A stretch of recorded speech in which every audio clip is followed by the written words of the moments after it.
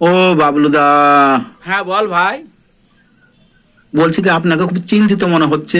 হ্যাঁ রে ভাই, বহু চিন্তায় আছি, বহু চিন্তায় আছি। কি হয়েছে বাবলুদা, চিন্তিত এত?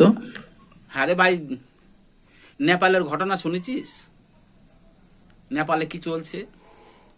সব নেতা মন্ত্রীরা পালিয়ে যাচ্ছে।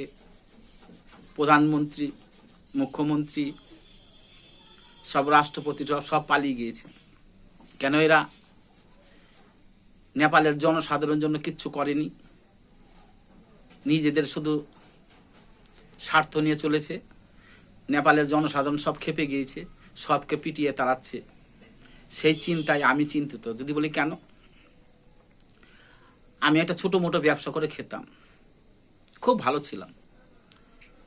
নিয়ে এই তৃণমূল পার্টিটা এলো, তৃণমূল পার্টির সঙ্গে যুক্ত হলাম, এমপি এমএলএ হলাম, মন্ত্রী হলাম।